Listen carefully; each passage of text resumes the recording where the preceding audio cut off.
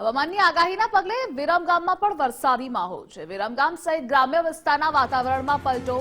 વહેલી સવારથી ભારે પવન સાથે વીજળીના કડાકા થયા। ભર ઉનાળે ચોમાસા જેવો માહોલ સર્જાયો છે।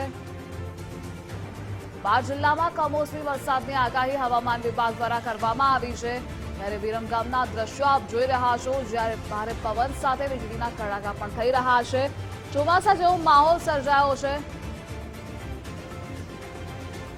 અને આ મુદ્દે સંવાદદાતા મહેશ જોડાયેલા છે। મહેશ, વિરમગામમાં કેવો વરસાદી માહોલ છે?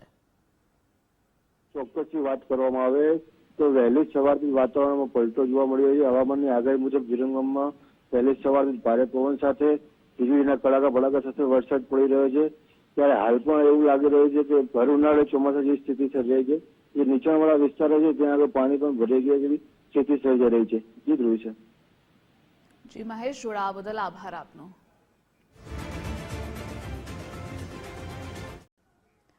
અરવલ્લી જિલ્લાના વાતાવરણમાં પણ પલટો આવ્યો છે। ભર ઉનાળે ગાજવીજ સાથે કમોસમી વરસાદ।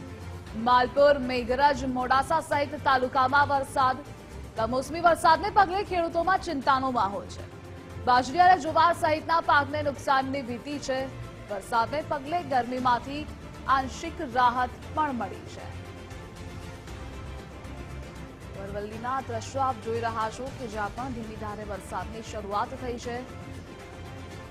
રાત્રિ દરમિયાન વરસાદ વરસ્યો હતો અરવલ્લીમાં।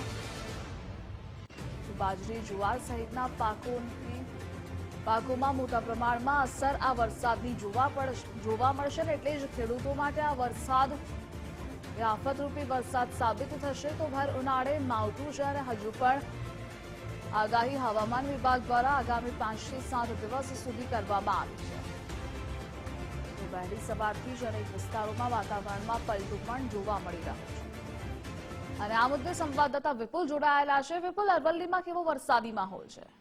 જી બિલકુલ, આજે વહેલી પરોઢે અરવલ્લી જિલ્લાના વાતાવરણમાં પણ પલટો જોવા મળ્યો હતો। ખાસ કરીને મોડાસા, મેઘરજ, માલપુર સહિતના પંથકોમાં વરસાદી ઝાપટા પડ્યા હતા, જેને લઈને વાતાવરણમાં ઠંડક પ્રસરી હતી। ખાસ કરીને વરસાદી ઝાપટા પડવાને કારણે ખેડૂતોની ચિંતા પણ થોડી ઘણી મહદઅંશે વધી હતી, કારણ કે ખેડૂતોએ હાલ બાજરી, જુવારનો પાક હાલ ખેતરની અંદર વાવેતર કર્યું છે। તેવામાં વરસાદી ઝાપટું પડતા હાલ ખેડૂતોની અંદર પણ એક ચિંતાનો માહોલ જોવા મળી રહ્યો છે। ખાસ કરીને વરસાદ પડવાને કારણે વાતાવરણમાં ઠંડી પ્રસરી છે, જેને લઈને લોકોની અંદર પણ જે ગરમી છે તેની અંદર આંશિક રાહત મળશે। જી, જોડાવા બદલ આભાર આપનો।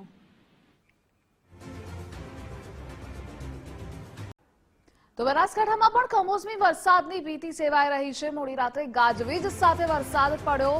અંબાજી અને દાંતાના ગ્રામ્ય વિસ્તારોમાં કમોસમી વરસાદ થયો।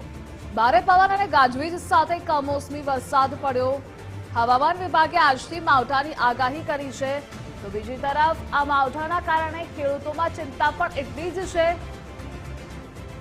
તો બનાસકાંઠામાં કમોસમી વરસાદ પણ પડ્યો છે। બીજી તરફ ખેડૂતો પર મોટી આફત આવી પડી છે। બનાસકાંઠામાં વરસાદી માહોલ છવાયેલો છે। સાયક્લોનની અસર ગુજરાત પર જણાઈ રહી છે, જેના કારણે હજુ પણ આગામી 5 દિવસ વરસાદી માહોલ યથાવત રહેશે। અને આ મુદ્દે સંવાદદાતા શક્તિસિંહ જોડાયેલા છે। શક્તિસિંહ, બનાસકાંઠામાં કેવો વરસાદી માહોલ? જે પ્રમાણે હવામાન વિભાગે જે આગાહી કરી હતી અને કમોસમી માવઠું રાત્રિના સમયે અચાનક આવ્યું હતું, વાવાઝોડા સાથે આવ્યું હતું અને જે અંતરિયાળ વિસ્તાર છે, પહાડી વિસ્તાર છે, ત્યાંના લોકોને પણ ભારે મુસીબતનો સામનો કરવો પડ્યો હતો। તેમને જે બહાર મૂકેલા જે ઘાસચારો હતો તે પણ પલળી પામ્યો હતો અને અમુક વસ્તુને નુકસાનીનો પણ થવાનો અંદાજ છે। ત્યારે વાત કરવામાં આવે દાંતા તાલુકાની અંદર પણ મોડી રાત્રે ગાજવીજ સાથે વરસાદી ઝાપટા અને માવઠું પડ્યું હતું અને આ કારણે જનજીવન પર પણ અસર પડી છે અને લોકોને ઉનાળામાં શિયાળાની અસર થઈ રહ્યો છે। જી, જોડાવા બદલ આભાર આપનો। તો બનાસકાંઠા જિલ્લામાં ભારે પવન સાથે વરસાદ। પાલનપુર, વડગામમાં પવન સાથે કરા પડ્યા। ડીસા, લાખણી, દાંતીવાડામાં ભારે પવન ફૂંકાયો। ભારે પવન અને વરસાદથી બાજરીના પાકને નુકસાનની ભીતિ છે। પવન સાથે કરા પડતા વાતાવરણમાં ઠંડક પ્રસરી છે।